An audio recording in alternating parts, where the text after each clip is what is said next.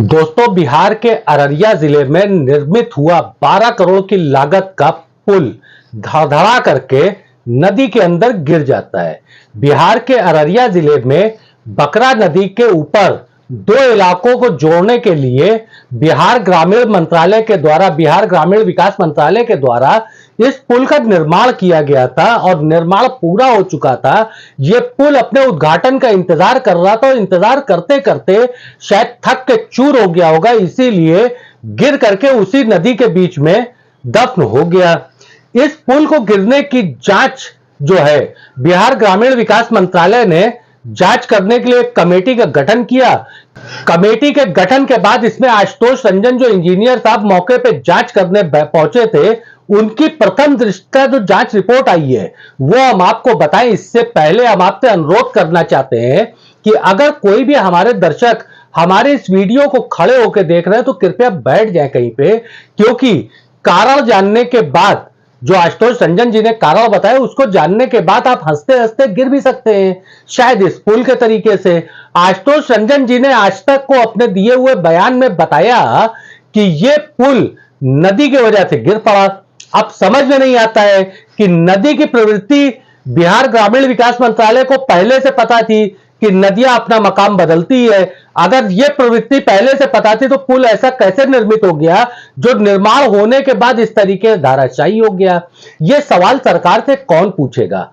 आइए heart news की तरफ चलते हैं। नीट के परीक्षा का पेपर लीक होने की बात सब जान रहे हैं।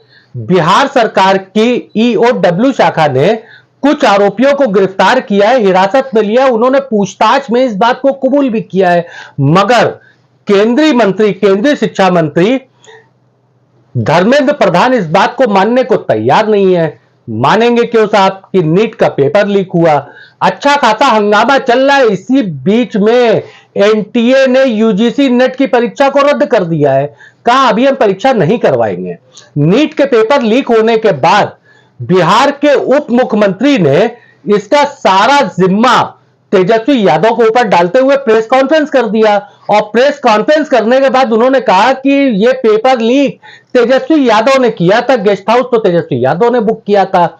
अब एक सवाल बड़ा पैदा होता है कि बिहार में सरकार आपकी है डिप्टी सीएम साहब, और सरकार में बतौर आप डिप्टी सीएम है, अगर आपके पास इतना साक्ष्य है कि इन सारे के पीछे पेपर लीक के पीछे तेजस्वी यादव है, तो आप बैठ करके प्रेस कॉन्फ्रेंस क्या कर रहे हैं? आप कार्रवाई करिए और तेजस्वी यादव को गिरफ्तार करिए। कुछ ऐसा ही मिलता जुलता जवाब तेजस्वी यादव ने भी दिया है और आरजेडी ने कुछ जो है धर्मेंद्र प्रधान के साथ या अन्य लोगों के साथ कुछ आरोपियों को फोटो होने की भी बात कही है। खैर साहब, यह सवाल पूछने वाला है, मगर सवाल पूछेगा कौन? सवाल पूछता कौन है? हमारे जैसे यूट्यूबर, क्योंकि मेन स्ट्रीम मीडिया सत्ता के गलियारे की मलाई खाने में व्यस्त है और मलाई खाते खाते वो इतना बेचैन हो चुकी है कि वो यूट्यूबर पे कड़ी कार्रवाई की मांग करती है। जैसे शादी का कार्ड छापते हैं ऐसे शादी का प्रोग्राम छापा है। इन्होंने लिखा 1 जून को मेहंदी और 2 को केजरीवाल की विदाई,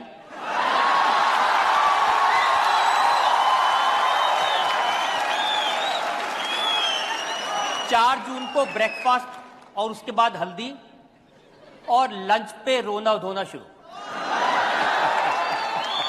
3 बजे ईवीएम की डोली में वापसी, 5 बजे विपक्ष की विदाई, 6 बजे विदाई का रोना और 7 बजे पप्पू जाएंगे इटली। एक मैडम जाती है प्रधानमंत्री का इंटरव्यू लेने के लिए 2024 के चुनाव के पहले। 2024 का लोकसभा चुनाव जैसे ही शुरू हुआ, प्रधानमंत्री के इंटरव्यू की एक झड़ी लग गई। मैडम ने इंटरव्यू लिया, उस इंटरव्यू का पहला प्रश्न आप सुन लीजिए। मेरा पहला सवाल होगा ये कि क्या ये चुनाव महज एक फॉर्मेलिटी है? इस चुनाव को मैडम औपचारिक चुनाव बता रहे हैं। उस चुनाव में जनता ने भाजपा को सत्ता से दूर कर दिया है और भाजपा अपने गठबंधन की यानी कि एनडीए की सरकार चला करके तीसरी बार सत्ता में आई है। अब आप इस चुनाव को औपचारिक चुनाव कह सकते हैं, मगर मैडम बड़ा बेचैन है, ये सारे लोग बड़ा बेचैन है। इनको यूट्यूबर्स पे कार्रवाई की मांग है और कार्रवाई भी छोटी मोटी नहीं साहब, तगड़ी होनी चाहिए। नहीं यकीन है तो ये बयान सुन लीजिए। About when you were It's talking justified. about Dhruv Rathi and all, now this is what it is. This is the top among the top now. Those who are doing number 3 पे अभिसार Sharma, number 4 पे Ravish Kumar official, number 5 पे Dhruv Rathee. Ajit Anjum is 11. Has not been able to deal with an ecosystem or promote an ecosystem to put its इन लोगों ने एक पूरा video जारी किया, एक मीटिंग किया कि यूट्यूबर्स पे कार्रवाई होनी चाहिए, क्योंकि सवाल पूछने वाले तो यूट्यूबर ही है। मेन स्ट्रीम मीडिया जिसको आप बैठ करके देखते हैं, वो मीडिया क्या सवाल पूछेगा जो जा करके ये सवाल पूछता है कि आम को चूस के खाना चाहिए या काट के खाना चाहिए। भाई, आम हमारा मनपसंद, मेरा, मैं चूस के खाऊं या काट करके खाओ, इससे क्या मतलब जनता को? जनता को अपने सवालों का जवाब चाहिए, मगर सवाल पूछने के लिए स्ट्रीम मीडिया तो बैठी नहीं है। इन लोगों ने मिलकर के एक लिस्ट जारी किया। इनके हिसाब से ध्रुव राठी, अजीत अंजुम, पूर्ण प्रसून वाजपेयी, साक्षी जोशी या हमारे जैसे छोटे यूट्यूबर्स भी इनकी आंखों की किरकिरी बने हुए हैं, और इस किरकिरी को दूर करने के लिए भी सरकार ने तैयारी कर रखा है। डिजिटल मीडिया बिल आ रही है। इस बिल के आने के बाद नहीं पता कि क्या स्वरूप हो जाएगा स्ट्रीम मीडिया के कंपैरिजन में। हम यूट्यूबर्स का शिकंजे हमारे ऊपर कसे जाएंगे। हमारे वीडियो को भ्रामक बता करके जिस तरीके की जानकारी निकल के सामने आ रही है, उसके अनुसार बता रहा हूं कि हमारे वीडियो को भ्रामक बता करके हमारे इक्विपमेंट जब्त कर लिए जाएंगे, हमारे कैमरे जब्त किए जा सकते हैं, हमारे फोन जब्त किए जा सकते हैं, हमारे लैपटॉप जब्त किए जा सकते हैं, कंप्यूटर, लाइटिंग, सब कुछ जब्त किया जा सकता है। नए सिरे से जरूरत पड़ने पे गिरफ्तारी की भी कार्रवाई हो सकती है। मगर इस पे सवाल पूछने के बजाय कि जो सवाल पूछने वाले लोग हैं उनसे सरकार को इतनी बेचैनी क्यों है? सवाल पूछने के बजाय लोग खुशियां मना रहे हैं। मना सकते हैं आप खुशियां साहब। हम वापस आते हैं नीट परीक्षा के ऊपर। नीट परीक्षा को लेकर के हुई धांधली का आरोप लगाते हुए कांग्रेस ने कल देशव्यापी जो है विरोध प्रदर्शन किया है। इस विरोध प्रदर्शन के दरमियान वरुण चौधरी जो एनएसयूआई के अध्यक्ष है, उन्होंने ऐलान किया है कि 24 तारीख को हम संसद का छात्रों के साथ घेराव करेंगे। 24 लाख छात्र आप देखेंगे कितने दिनों से इस तड़पती धूप में, आप देखेंगे गर्मी में अपनी गुहार लगा रहा है। साथ में एनएसवाई के साथी भी गुहार लगा रहे थे न्याय की। और जिस तरीके से नेट का पेपर, आज मैंने सुबह प्रेस के माध्यम से बोला था कि एनटीए को तुरंत बैन कर देना चाहिए। मैं फिर वही मांग करता हूं कि एनटीए को तुरंत बैन कर देना चाहिए, उस पर एक सख्त कानूनी कार्रवाई करनी चाहिए। साथ के साथ मेरी अब प्रधानमंत्री जी से गुहार है कि आपके सामने अब दो चीजें हैं, या तो आप 35 लाख छात्रों को, युवाओं को न्याय दें, या अपने करप्ट शिक्षा मंत्रालय को और जो एनटीए है उसको बचाएं। और कहीं ना कहीं आप देखेंगे धर्मेंद्र प्रधान जी बार बार एनटीए को बचाने का काम कर रहे हैं। ऐसा क्या उनकी मजबूरी है कि वो एनटीए को बचाने का काम कर रहे हैं? कहीं ना कहीं मुझे लगता है अब धर्मेंद्र प्रधान जी जो पेपर लीक की धांधली का ये जो व्यापार शुरू करा एनटीए ने, इसमें खुद शामिल है। स्टूडेंट यूनियन है आप, क्या आगे कदम रहने वाले हैं? क्योंकि नीट को लेकर लगातार आप लोगों ने सवाल, हमने 24 तारीख को तो संसद घेराव करा था, उसमें अब हम नेट के जो हमारे विद्यार्थी थे उनको भी हम अपील करेंगे कि वो आए। और 20 तारीख को जो पहला दिन है संसद का, जब वहाँ शपथ ग्रहण भी चलेगा नए सांसदों का, उस दिन हम छात्र संसद घेराव करेंगे, जिसमें हम नीट के छात्रों की न्याय के लिए गुहार लगाएंगे और नेट की जो धांधली हुई है। और आप देखेंगे बहुत कॉमन पैटर्न बन गया है। जो एनटीए, जो शिक्षा मंत्रालय एक पेपर ढंग से नहीं करा सकता तो उसकी क्रेडिबिलिटी में इतना बड़ा सवाल खड़ा होता है। अब देश के तमाम जो छात्र हैं, आपको पता है देश में 60% युवा लोग हैं, तो उनका कहीं ना कहीं ये जितने भी अब एग्जाम्स हो रहे हैं उसको धांधली को देखते हुए उनका मनोबल टूट रहा है। तो इस देश के युवाओं के, छात्रों के मनोबल को टूटने नहीं देना चाहिए। सरकार को तुरंत एनटीए को बैन करना चाहिए। वरुण चौधरी के ऐलान को भी ध्यान में रखना चाहिए। छात्रों का भविष्य अंधकारमय है, सवाल पूछने वाला कोई नहीं है।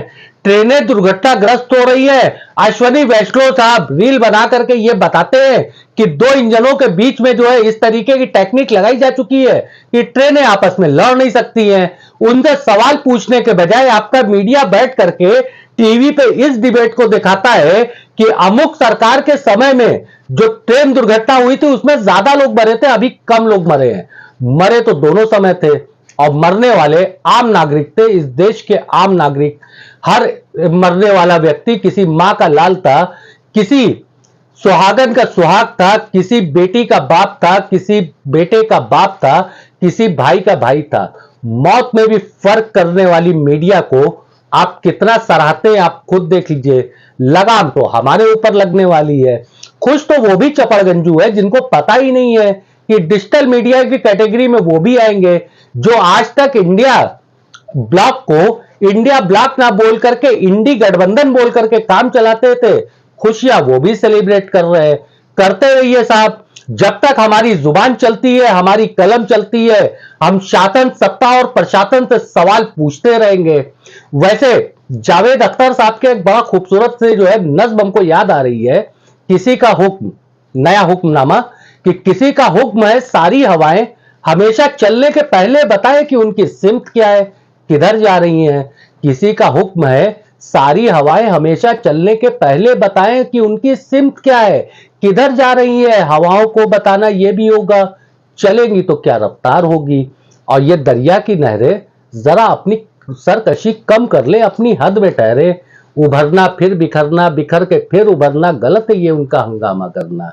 ये सब है वहशत की अलामत, अदावत की अलामत, बगावत की अलामत। साहब जावेद अख्तर साहब का कलाम इस वक्त के मौजूदा हालात में बहुत जो है सही साबित होता है। आप उनके कलाम को यूट्यूब पे सुन सकते हैं नया हुक्मनामे के नाम पे, और हमारे वीडियो को आप लाइक कर सकते हैं, शेयर कर सकते हैं, अपने नजरियों को कमेंट बॉक्स में रखिए और हमारे चैनल को सब्सक्राइब करना ना भूलें।